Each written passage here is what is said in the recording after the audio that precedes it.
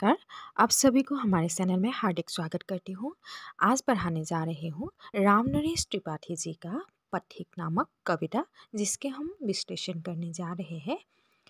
और ये जो कविता है, इसमें कवि ने एक पथिक के रूप में अपने आप को दर्शाया है कि पथिक यानी कि एक व्यक्ति जहाँ एक स्थान से दूसरे स्थान तक जाते हैं और यहाँ की जो प्राकृतिक वातावरण हो, उस वातावरण को उन्होंने सुंदर रूप दिया है। तो आइए देखते हैं। प्रतिक्षण नूतन वेश बनाकर रंग बिरंग निराला, रवि के सम्मुख थिरक रही है नभ में वारिद माला। नीचे नील समुद्र मनोहर, ऊपर नील गगन है, घन पर बैठ बीच में विचारो यही साता मन है। तो कवि यानी कि पथिक का मन क्या है कि ये जो प्रकृति है, ये प्रतिक्षण यानी कि हर एक क्षण हर एक पल एक नया रूप धारण करके, रंग बिरंगे नया रूप धारण करके, नया वेश धारण करके वो नए रूप से सजती है, संवरती है। यानी कि जैसे कि एक पेड़ होते हैं या फूल होते हैं, और वहाँ उस पेड़ से नए नए कोमल पत्ते निकलते हैं, और फूल जब कली होते हैं तो कली से उसका फूल बन जाते हैं। तो रंग बिरंगे हर एक स्थान पे अलग अलग किस्म का रंग का जो भी फूल हो या पत्ते हो, वो देखने में बहुत ज़्यादा सुंदर हो जाते हैं। तो प्रकृति में एक नया सौंदर्यपन अपने आप में आ जाते हैं और वो दृश्य बहुत ही ज़्यादा सुंदर होते हैं। तो रवि के सम्मुख थिरक रही है नभ में वारिद माला, यानी कि रवि यानी कि सूरज। तो सूरज के सामने क्या है, नभ यानी कि आसमान में वारिद माला थिरक रही है, नभ में वारिद माला। तो एक एक बूंद जो बारिश के होते हैं, तो उस बूंदों को हम लेंगे तो उसका माला बन सकता है, यानी कि वो मोती जैसे दिखते हैं। और रवि के सम्मुख जो ओस के बूंदे हैं, सुबह के ओस के बूंदे हैं, वो मोती जैसे लग रहे हैं, या वो एक एक पत्ते पे गिरा हुआ है और वो एक मोतियों जैसा चमक रहा है, जिससे कि माला भी बना सकते हैं। नीचे नील समुद्र मनोहर, ऊपर नील गगन है। और यहाँ इस धरा में, इस पृथ्वी में नीचे क्या है, बड़ा सा समुद्र है, और वो बहुत ही मनोहर यानी या बहुत ही ज़्यादा सुंदर है। और ऊपर नीला आसमां है, और आसमां जो है उसका सीमा नहीं है, वो भी नीला है, और समुद्र पानी भी नीला है। घन पर बैठ बीच में विचारो यही साता मन है। तो कवि कहता है कि मेरा जो मन है वो घन घन यानी प्रत्येक क्षण यही कहता है कि मैं यहीं पे विचारों करूँ, यानी कि यहीं पे मैं बैठा रहूँ। यहाँ के जो बगान है, जो बाग है, जो फूल है, जो पौधे हैं, जो पानी है, जो समुद्र है या नील गगन है, उसको मैं निहारता रहूं और यहीं बैठ के हुए देखता रहूं। नेक्स्ट कहते हैं, रत्नाकर गर्जन करता है, मलयानिल बहता है, हरदम यह हौसला हृदय में प्रिय भरा रहता है। इस विशाल विस्तृत महिमामय रत्नाकर के घर के कोने कोने में लहरों पर बैठ फिरो जी भर के। रत्नाकर गर्जन करता है, यानी कि जो सागर है वो गर्जन करता हुआ लहरा लेते हैं। मलयानिल बहता है, मलय यानी कि जो हवा है वो सागर के ऊपर बहने लगते हैं। जैसे ही हवा चलते हैं तो सागर भी अब लहरें ले लेते हैं, गर्जन करते हैं।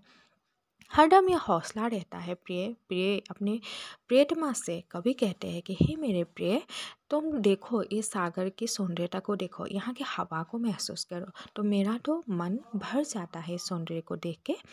इस विशाल विस्तृत महिमामय रत्नाकर के घर के कोने कोने में लहरों पर बैठे फिरू जी भर के।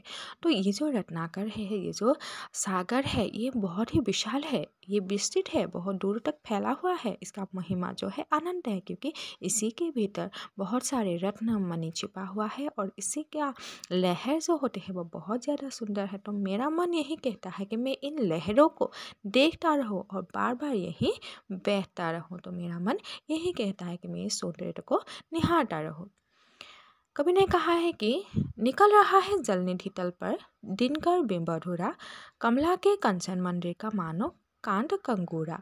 लाने को निज पुण्य भूमि पर लक्ष्मी की सवारी, रत्नाकर ने निर्मित कर दी स्वर्ण सरगति प्यारी। तो अभी सूरज का वर्णन करते हुए कहा है कि निकल रहा है जल निधि तल पर, यानी कि जैसे कि नदी के किनारे पे सूरज निकलता है तो वो आधा जैसा लगता है ना, एक बीम जैसा, जैसे कि दूर से हम देखते हैं तो वो अधूरा है, यानी कि आधा जो सूरज है वो निकल चुका है। और कमला के कंचन मंदिर का मानो कान कंगूरा, और ऐसा लग रहा है कि वो ऑरेंज कलर का हो गया है। वो जो सुबह का वातावरण है आप लोगों ने देखा होगा, वो रंग कैसा होता है, कमला यानी कि ऑरेंज के रंग के जैसा हो जाता है। और वहाँ पे ऐसा लगता है कि मानो वहाँ पे लक्ष्मी जी खड़ी है। कंचन मंदिर है, सोने का एक मंदिर खड़ी है।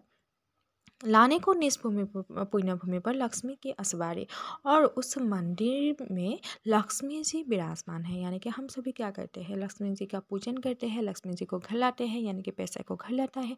तो उसी प्रकार यहाँ के जो लोग हैं या यहाँ की जो प्रवृत्त जो सागर है, जो नदी है, वो लक्ष्मी जी की आरती करना चाहती है। और ऐसे पुण्य में लक्ष्मी जी का आगमन हुआ है। मान लो नदी के किनारे पर एक छोटा बिंब है, वो कमला रंग का है और सोने के मंदिर जैसा लग रहा है, और वो मंदिर लक्ष्मी जी का है। रत्नाकर ने निर्मित कर दी स्वर्ण सरकती न्यारी, और उसी लक्ष्मी जी को लाने के लिए एक असवारी भेजा था। सागर ने एक रास्ता बना दिया था, जैसे कि रत्नाकर ने एक सोने के सड़क बना दिया, क्योंकि जो सूरज होते हैं जिसका किरण पानी में गिर जाता है तो एकदम लंबा सा रोशनी उसमें आ जाता है। तो इसीलिए कहा है कि उस लक्ष्मी जी को लाने के लिए सागर ने एक सोने जैसा सड़क बना दिया गया हो, और वो बहुत ही ज़्यादा प्यारी है, बहुत ही ज़्यादा सुंदर है। फिर कवि का कहना है कि निर्भर दृढ़ गंभीर भाव से गरज रहा सागर है, लहरों पर लहरों का आना सुंदर अति सुंदर है।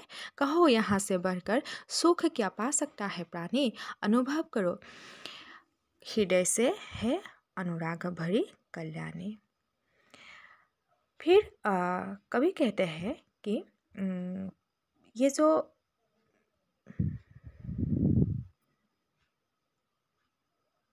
सागर है वो बहुत ही निर्भय है, यानी कि उसको कभी भी डर नहीं लगता है, और वो दृढ़ होता है, हमेशा एक ही स्थान पे रहता है। वो बहुत ही गंभीर भाव से रहता है और गरजता रहता है, यानी कि सागर को हम दृढ़, गंभीर और निर्भय कह सकते हैं।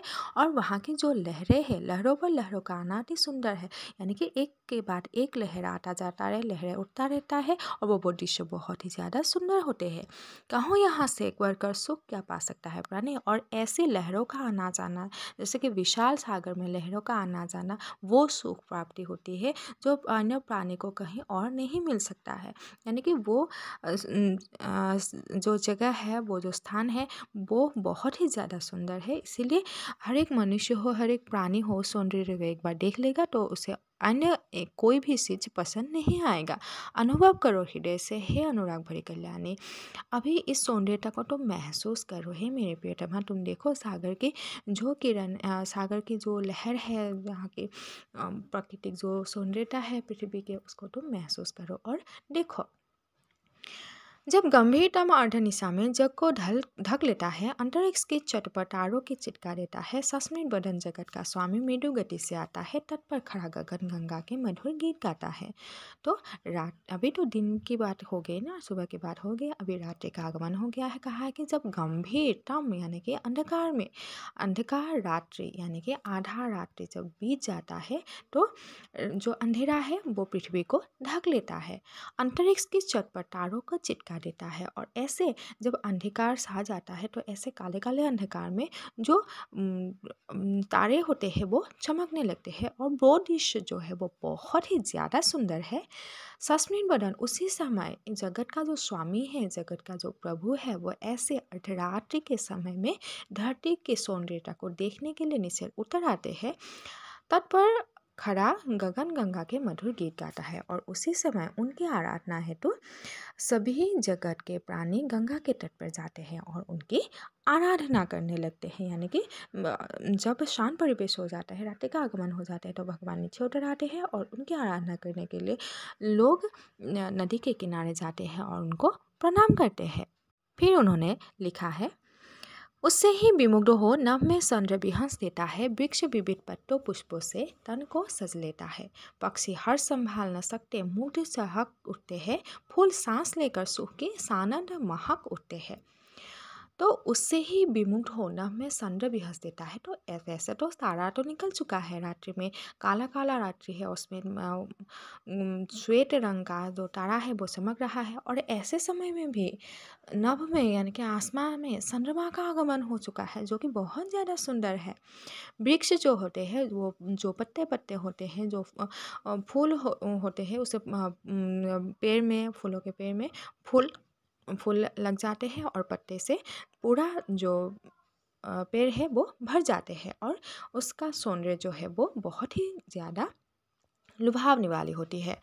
पक्षी जो है वो अपना हर्ष संभाल नहीं पाते हैं, क्योंकि पक्षी हमेशा क्या करते हैं, फूलों पर आते हैं और पेड़ पत्तों के पेड़ में ही हमेशा रहते हैं, और जैसे ही पेड़ में फूल आ जाते हैं या नया पत्ता निकल आते हैं तो पक्षी का की खुशी यानी कि हर्ष का ठिकाना नहीं रहता है। वो अपनी खुशी को संभाल नहीं पाता है और वो मुग्ध हो जाते हैं उस सुंदरता को देख के।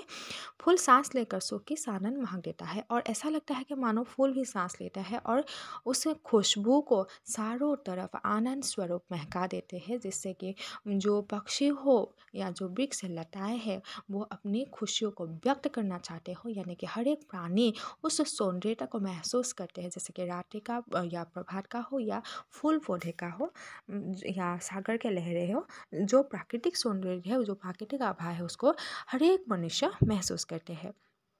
उसके बाद कवि ने लिखा है कि वन उपवन गिरी सानु कुंज में मेघ बरस पड़ते हैं, मेरा आत्मा प्रलय होता है, नयन नीर झरते हैं, पढ़ो लहर तत्रीन तरो गिरी नव किरण जलत पर प्यारे, लिखी हुई यह मधुर कहानी विश्व विमोहनहारी। तो कवि ने कहा है कि वन हो या उपवन हो या गिरी हो, पहाड़ हो, सानु हो यानी समातल स्थान हो, कुंज हो, फूल हो, हर जगह में मेघ बरस पड़ते हैं, यानी कि बारिश के बूंद गिरते हैं, और मेरा जो आत्मा है वो प्रलय सा आ जाता है। मेरे आत्मा में सुख का जो प्रलय है वो भर जाते हैं, सुख से मेरा आत्मा भर जाते हैं, और उसी समय नयन नहीं झरते हैं, और खुशी का आंसू ठिकाना नहीं रहता है, और आंखों से खुशियों का आंसू बहने लगते हैं। यानी कि जैसे ही बारिश के बूंदे गिरते हैं तो मेरा आत्मा भर जाता है और आंखों से खुशियों के आंसू बहने लगते हैं। पढ़ो लहर तटतीन तरु गिरी नभ किरण जलत पर प्यारी। और ये जो लहरें है, ये जो किनारा है, ये जो नदी के किनारा है, नदी का तट है, ट्रीन छोटे छोटे पौधे जो है, तरु जो है, वृक्ष जो है, गिरी पहाड़ जो है, नभ यानी कि आसमान जो है, किरण रोशनी जो है, जलज यानी कि जो पानी है या पानी में स्थित कमल है, वो सारी की सारी चीज़ें बहुत ही ज़्यादा सुंदर है, बहुत ही ज़्यादा प्यारी है। लिखी हुई यह मधुर कहानी विश्व विमोहनी है, और उसी को देख के मैं कहानी लिख देती हूँ, सुंदर सुंदर कहानी लिखती हूँ, जिससे कि विश्व के सभी लोग मोहित हो जाते हैं, उसको पढ़ते हैं, पढ़ के अनुभव करते हैं, और सभी उसका आनंद उठाते हैं। यानी कि पर्वत हो, गिरी हो, ट्रेन हो, उपवन हो, समतल हो, हर एक स्थान, हर एक चीज़ को लेके मैं लिखता हूँ, और मेरी लिखनी सभी पढ़ते हैं, और विश्व के लोग उस आनंद से भर जाते हैं। फिर उनका कहना है कि कैसे मनोहर मनोहर उज्ज्वल है यह प्रेम कहानी, जी में है अक्षर बन इसके बनो विश्व की वाणी, स्थिर पवित्र आनंद प्रवाहित सदा शांति सुखकर है, प्रेम का राज्य परम सुंदर अतिशय सुंदर है। तो कवि का कहना है कि ये जो सौंदर्य है, प्रकृति के सौंदर्य है, या यहाँ की जो प्रेम कहानी है, मैं हर किसी को बताना चाहता हूँ। और ऐसा लगता है कि मैं पेड़ पौधे की प्रेम कहानी या मेघ या आसमां की जो प्रेम कहानी है, मैं एक एक उसका आकार दूँ, अक्षर का आकार दूँ, और मैं एक किताब लिख दूँ, जिसमें कि मेरी वाणी होगी, मेरी कथन होगी, और मेरी उस वाणी को, मेरी इस लेखनी को विश्व के जो लोग हैं वो पढ़ेंगे, किताब के अनुसार पढ़ेंगे, और स्थिर पवित्र आनंद प्रवाहित सदा शांति सुख कर है। और ये जो मैं लिखता हूँ, जो प्राकृतिक शोभा है, ये हमेशा पवित्र रहा है, हमेशा से लोगों को आनंद प्रदान करता है, और हमेशा इसमें शांति रहता है। यह सबके लिए सुखकर है, सबको आनंद प्रदान करते हैं। और ये प्रेम का राज्य परम सुंदर है, ये प्रेम का राज्य है, जहाँ प्रेम ही प्रेम सिखाते हैं, ये प्रकृति का राज्य है, ये बहुत ही ज़्यादा सुंदर है। लोगों को इस प्रकृति से प्रेम करना चाहिए और हमेशा आनंदपूर्ण रहना चाहिए। और लेखक ने यही कहा है कि हाँ, प्रकृति जो है ये सभी को आनंद भी देता है, खुशी देता है, तो इसकी भलाई के लिए हमें भी सोचना चाहिए। तो यहाँ तक, धन्यवाद। आप लोगों को और कुछ कविता समझ में नहीं आता है तो आप कमेंट करके बता सकते हैं।